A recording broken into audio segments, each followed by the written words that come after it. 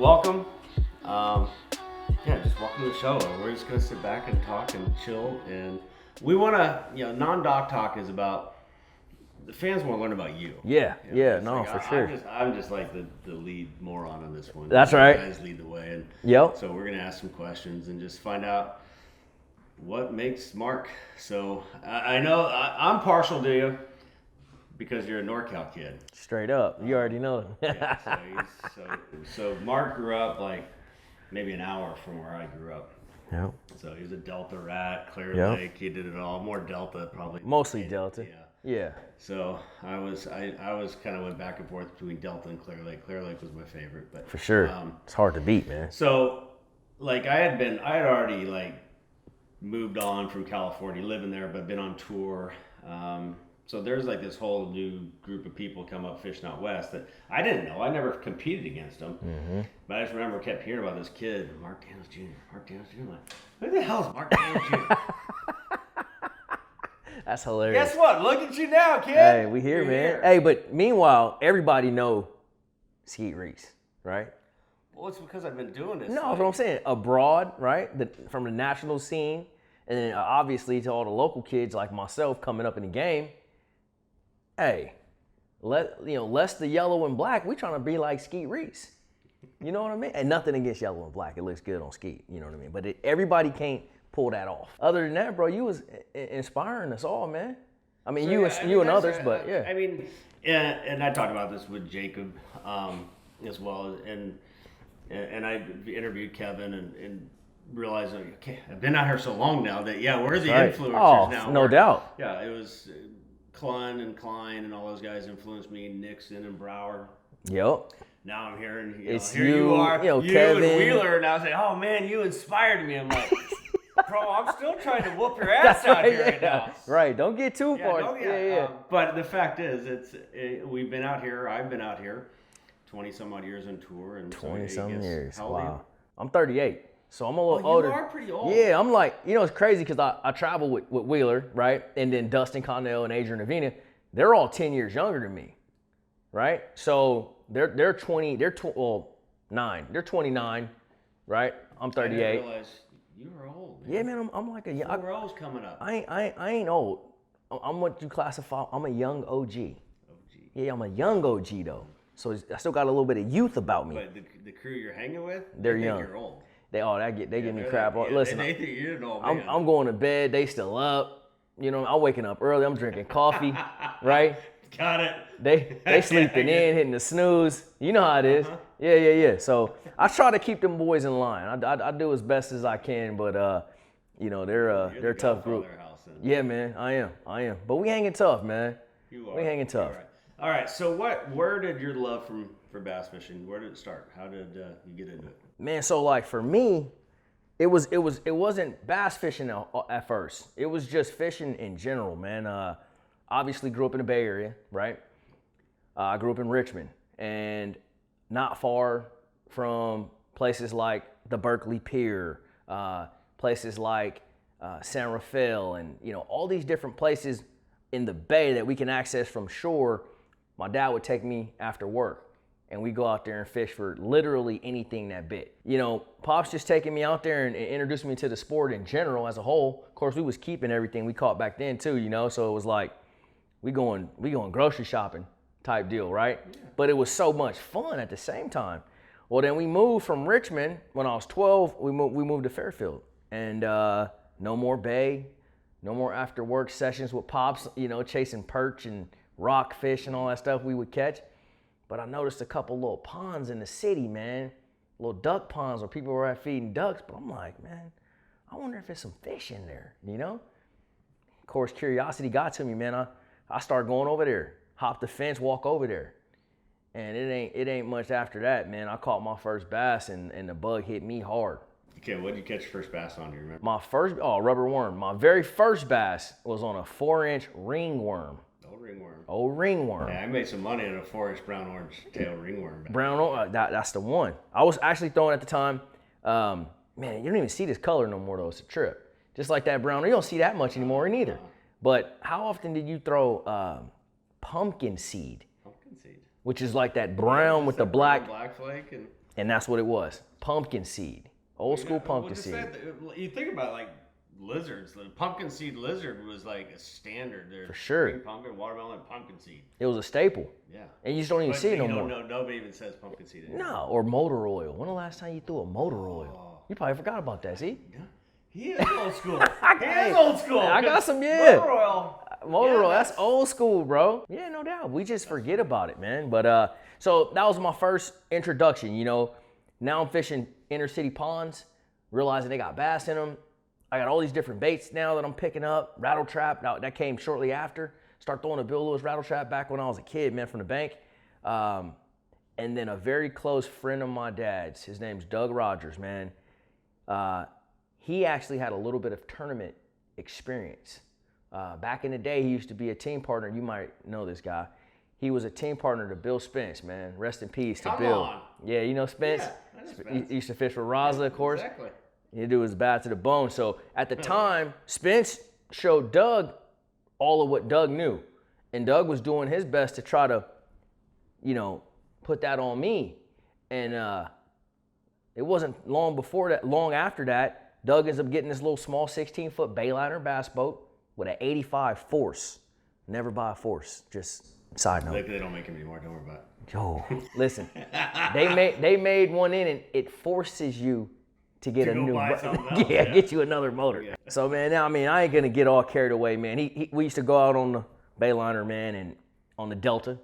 He showed me how to flip, old school scissor flip too. I'm not talking about the pitch that we all do now. Even myself, I don't do this anymore. But back then it was we're here, the toolies are right there, and we just old school.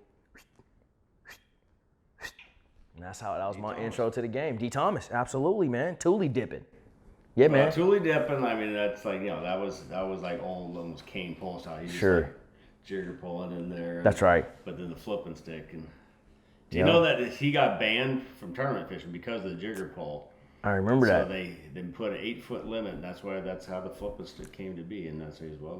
But was it 8 foot or 7.6? 8 foot. So we're at the whole 7.6 thing, because that's like the staple, right? Because of the guys that are vertically challenged. Like me? What you trying to say, Ski? I was going to go there. What you trying to say, Ski? Like, all right, so. But yeah, the guys, it's like 8-foot rod, just too much. Too much. Rod, you know? Yeah, so no, for sure. You guys love 7.5 footers. Sure. Yeah, no, it's very versatile. 7.5 footer, 8 footer. I'm actually an 8-foot guy. Oh! Yeah, look, see, hey, look. Ski, he about to put his foot in his mouth. I'm an 8-foot guy. Remember that when you see me standing next to you? I'm an 8-foot guy. How tall are you? I'm an 8-foot guy. We're going to leave that out of the show. Here's a question. What's the biggest bass you've ever caught? Biggest bass, 1152, California Delta. Hey, you going to love this. You going to love this. So funny you asked me this. Caught it in a tournament, Angler's Choice tournament. We won that day. We had 36 pounds on a Delta for 5 fish.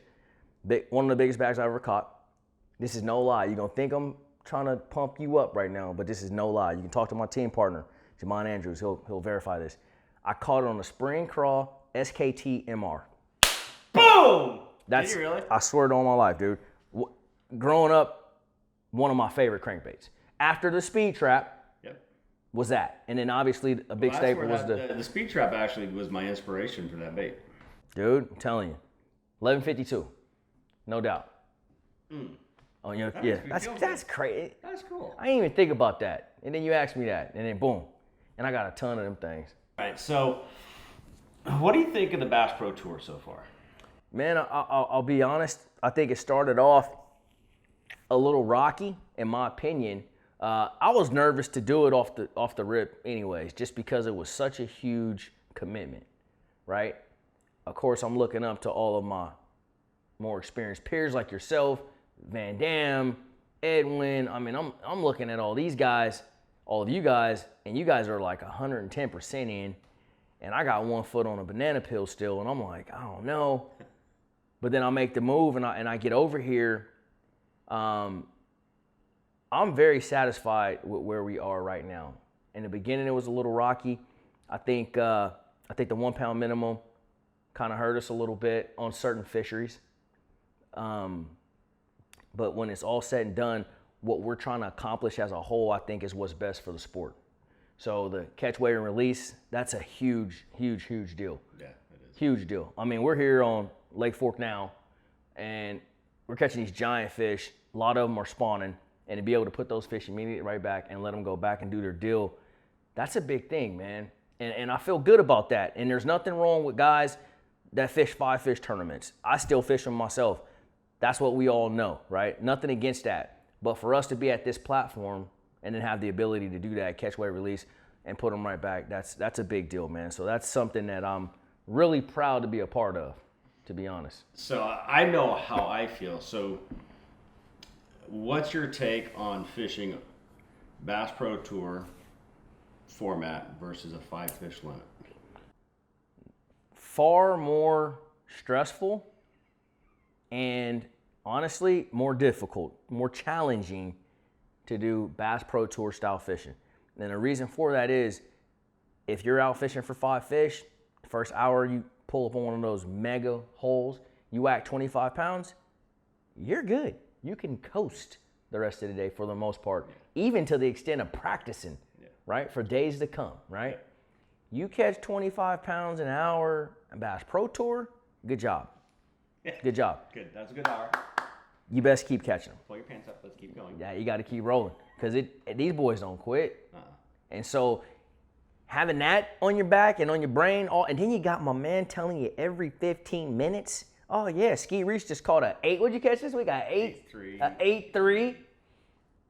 Yeah, well, that sends shockwaves around the lake, man. Everybody's like, oh my God. You know what I mean? Like, you're considering all of this. Now you're factoring all this into your plan. I mean, it messes with you, man. It does. And I would say that, there's more strategy involved now in this format than I've ever experienced in my 30 some odd years of tournament fishing. No doubt. Because it's not like you said, you can't just rely on 5 bites. It's you got to stay on them. You're constantly being pushed and pressured all day long. All day. So the stress and the anxiety. It don't stop, dude. So stress and anxiety. So and I don't know. This is look. You and Ish, you are Elephant in the room. Yeah. Well, I don't know. I mean, hey, you're a black man on a white man's tour. Hey, that's it. Fair enough. That's it. Well, wait a minute. We got it because I grew up. I didn't grow up. I grew up diversified. I grew up. Yeah. You from NorCal, bro? NorCal. It's a mixed breeding ground there. Absolutely. We got 2 Japanese guys too, though. We do. Yeah, they're on our side. Like you said, growing up, man, I was fortunate to even know Ish, right? Before Ish even came out on tour, me and him go way back. So being able to see Ish kind of make his way through and break out, become a household name in the game, that gave me a lot of inspiration. And so for myself, being out here and being one of, I say it all the time, one of 3, right? So there's myself, there's Ish, then there's my buddy B-Lat, Brian Latterman, right? Yep. For the most part. B-Lat's killing it. And B-Lat's killing the game as well. I mean, that we are the 3 representation when it comes to the black angler, right? And for myself, I love it because it felt so good growing up to see somebody that looked like me doing what I want to do. It's one thing to turn on the TV and see Hank Parker out there, Bill Dance, Skeet Reese, Kevin Van Dam, Edwin Evers, right? You guys are all legendary in my opinion. That's one thing. But to flip on the TV and see Ish Monroe, right? A black guy, just like myself, that's inspiring. Yeah. So that alone, being able to reach that many eyeballs of all the little kids that grew up in a similar situation of myself, inner city, or even not a similar situation, but just being able to identify directly with me, that might give them that boost of encouragement to take that step into the game. Because a lot of people are on the outside looking in scared. And I would be sitting here lying to you and to all your viewers if I said racism did not play a role in my day-to-day life, decisions that I make, sponsorships even, to take it even there. It's there, absolutely. It's everywhere I turn around. But in my mind, they're just inconveniences. They don't stop nothing, right? The party the party rolls on, man. So that's how we roll. Keep it up. Just dude, what you said about inspiring other kids. Yeah. So whether inner city kids, wherever they're from. That's right. You, like you said, be lad-ish. You guys are inspiring thousands and thousands of young kids out there. Absolutely. They looked at it before, it's like maybe this isn't for me, but you're living proof now that dreams come true, and it doesn't matter what part of the country you come from, what color you are, you can be successful if you have a love and a passion for our sport. That's it, man. And so I'm proud of you. Keep it up. Thanks, Skeet. Awesome I job. appreciate that, boss. So, I really do, man. You had a long week. You got a lot of fishing left. I want to thank you. Oh, thank you, Skeet, man. It's been a pleasure, bro. The time with yes, us, sir. Answering, talking about some anytime life and just keep up what you're doing. You're doing a great job for the sport. I'm proud of you. Thank you, man. The West Coast well, and much less the rest of the country. So that's it. Great job. Appreciate it, bro. Thank you. Bro.